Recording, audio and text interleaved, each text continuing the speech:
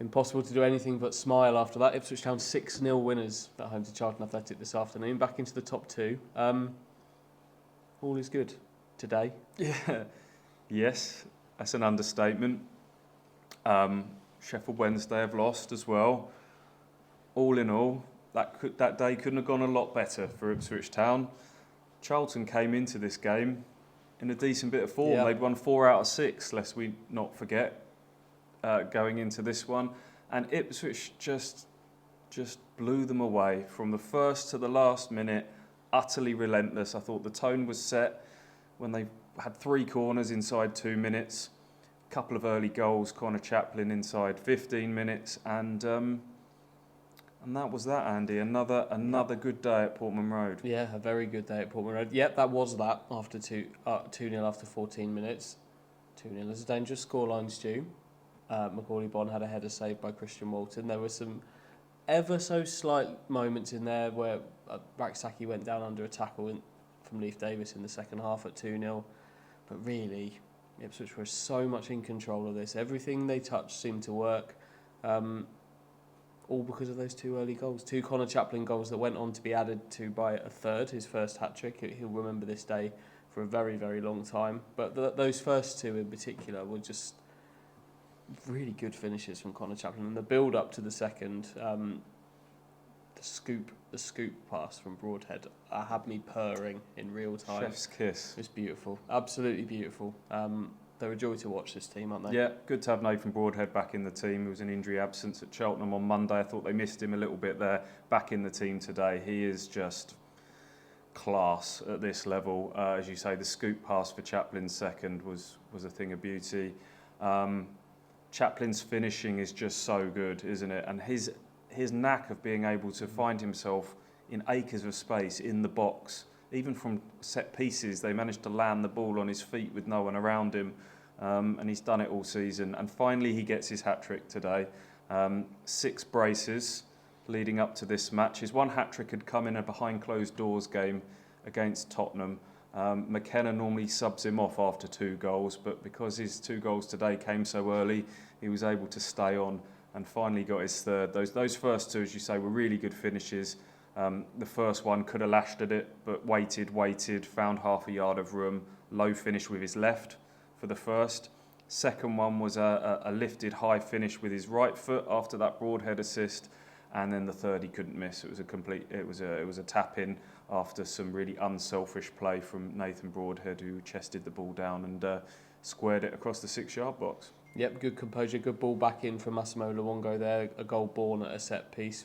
Leif Davis free kick. I don't know if you can really put that down as a set piece goal, but again, a set piece proving good for Ipswich. And they didn't stop there either, which was another good thing. The sun was shining, fans were loving it. There were 3 more goals to come after that, and Freddie Ladapo netting with his first touch. A goal from Freddie Ladapo always makes people smile at this football ground, and that one did too.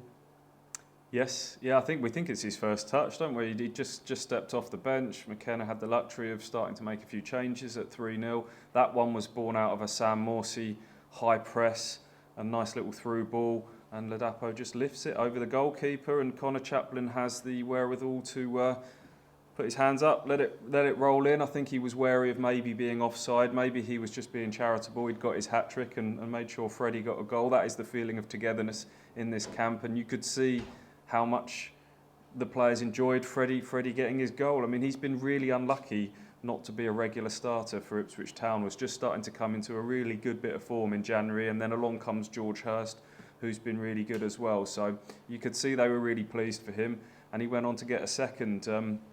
Kyle Edwards was involved that time through ball, and he got a little bit of luck when he checked back inside, and the ball kind of ricocheted to him quite nicely, and no mistake, high into the goal. Yeah, some good persistence for that one. He could have had a hat-trick as well. He threw on the goalkeeper and hauled down by Ryan Innes, which ended up with Charlton finishing this game with 10 men. He was sent off for that, but one more stride away, and Freddie would have been one-on-one with the goalkeeper for his hat-trick. You ever seen 2 hat-tricks in the same game? Don't think I have. No. That's one to tick off in the future, but let's not grumble too much. All is good. We saw 6 goals. The 6th one, in added time, back off the post from Kyle Edwards, and Leif Davis slammed into the roof of the net to complete the job. Do you want some stats? How many? There's a ridiculous I'll number rattle of through stats. some. 14 undefeated in the league for Ipswich Town now. That's good. 6 straight wins here at Portman Road. That's good too. 25 goals scored without conceding here at Portman Road. Very good. That goes back to when they were 2-0 down against Sheffield Wednesday. 25 goals without conceding one here. Connor Chaplin has now ticked off 20 league goals for the season. He's now on 25 all competitions, 22 in the league, only 2 behind Johnson Clark Harris for the Golden Boot in League One. Not bad for someone who doesn't play as an out-and-out striker, huh? Couple more behind Daryl Murphy's tally from that season.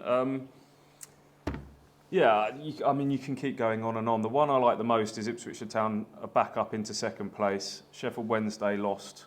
Their collapse continues. They lost 3-2 at Burton today. And 5 games to go for Ipswich.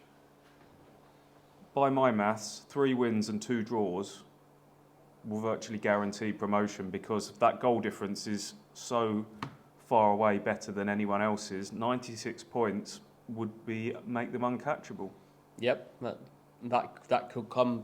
That's not far down the track that this could start heating up and we get all those scenarios out. But Kieran McKenna was asked again today if he's looking at the table, and no, it's Port Vale on Tuesday night, and I mean we're looking at the table. I look at it constantly throughout every game, probably about once an hour during the course of my life, probably at the moment, if I'm completely honest, and it's looking good for Ipswich, but it's looking good because they've been so relentless, and it's that mentality that they've clearly got. That I believe them when they say they're on to the Port Vale game. Look, I think he's looked at the table. If I'm completely honest, I think he's probably looked at the table, but the mentality that points towards, that's undoubtedly there, and. It's another huge game here on Tuesday night. Yeah, Port Vale had 2 players sent off today, so they'll have a couple of suspensions going into that one. There, earlier in the season, they looked like they could be one of those sort of awkward sides to face. Ipswich had to work really hard to win 3-2 there away from home, but their form certainly their results seem to have dipped of late. So you would back Ipswich, the form that they're in, backed by this bumper Portman Road and this immense feel-good factor surrounding the club to do that. And then it's 2 massive away games. It's Peterborough away, it's Barnsley away, Exeter at home and Fleetwood away, and then that will be done. The games are running out. It's really hotting up at the top. Let's enjoy tonight, and we'll be on to Tuesday before you know it.